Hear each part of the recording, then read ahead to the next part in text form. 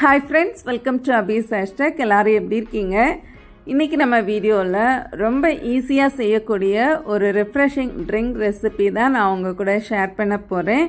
இந்த சம்மருக்கு இந்த ரெஃப்ரெஷிங் ட்ரிங்கை நீங்கள் ஒரு முறை செஞ்சு பாருங்கள், அடிக்கடி செஞ்சுட்டே இருப்பீங்க. ஸோ இதை எப்படி செய்கிறதுன்னு பார்க்கலாம், வாங்க வீடியோக்குள்ளால போகலாம். ஃப்ரெண்ட்ஸ், இந்த ரெஃப்ரெஷிங் ட்ரிங்க் செய்கிறதுக்காக நான் இன்னைக்கு 1 ஸ்பூன் சப்ஜா சீட் எடுத்திருக்கிறேன். இந்த சப்ஜா சீட் நமக்கு எல்லாருக்குமே தெரியும், இது நல்லா உடம்பு குளிர்ச்சி தரக்கூடியது.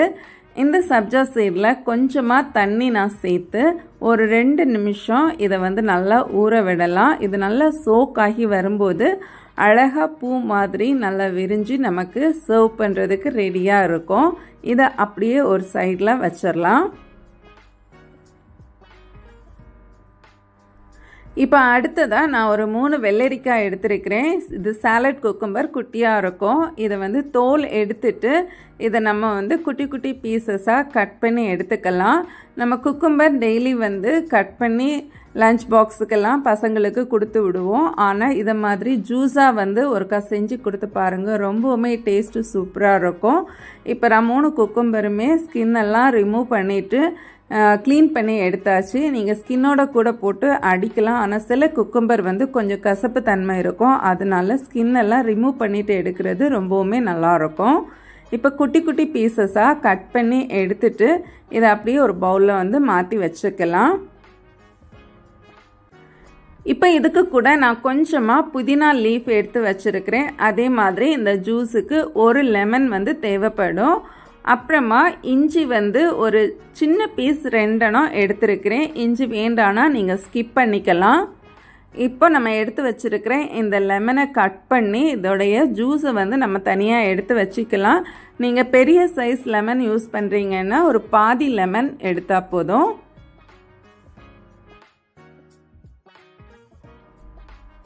இப்போ அடுத்ததாக நம்ம ஒரு மிக்ஸி ஜார் எடுத்து இதில் நம்ம கட் பண்ணி வச்சுருக்கிற குக்கும்பர் சேர்த்துக்கலாம். இதுக்கு கூட நம்ம எடுத்து வச்சுருந்த 2 பீஸ் இஞ்சி, அப்புறமா புதினா லீஃப் ஒரு 4லேருந்து 5 லீஃப் இதுக்கு கூட சேர்த்துக்கலாம்.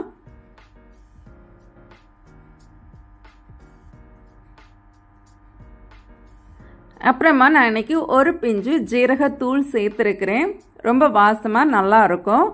அதே மாதிரி ஒரு 5 ஸ்பூன் ப்ரௌன் சுகர் சேர்த்துருக்கிறேன். நீங்கள் இதுக்கு பதிலாக ஹனி கூட சேர்த்துக்கலாம்.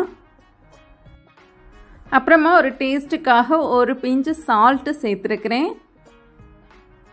அப்புறமா நம்ம தண்ணி சேர்த்துக்கலாம். இதில் நல்ல கோல்டான வாட்டர் சேர்த்துருக்கிறேன். ஒரு 1.5 கப்லேருந்து 2 கப்பு தண்ணி சேர்த்துக்கலாம். சேர்த்து இதை நல்லா பிளெண்ட் பண்ணி எடுத்துட்டு இதை நல்லா ஒரு பெரிய ஃபில்டரில் நம்ம ஸ்ட்ரெயின் பண்ணி எடுத்துக்கலாம்.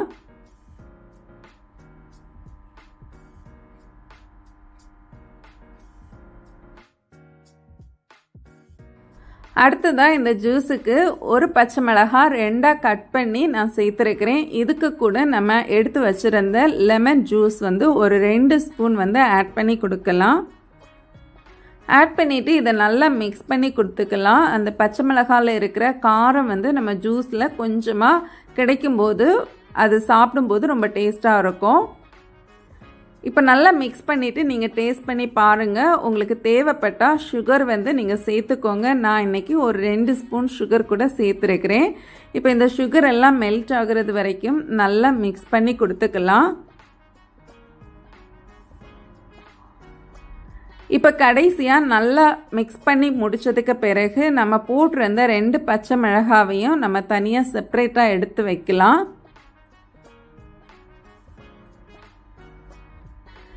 இப்போ அடுத்ததாக அதே ஜூஸை நம்ம மிக்ஸி ஜாரில் ஒருக்கா கூட ஸ்ட்ரெயின் பண்ணி கொடுத்துக்கலாம். நம்ம பச்சை மிளகாயில் இருந்து வந்த சீட் எல்லாமே நமக்கு இதில் ஸ்ட்ரெயின் ஆகி கிடைக்கும்.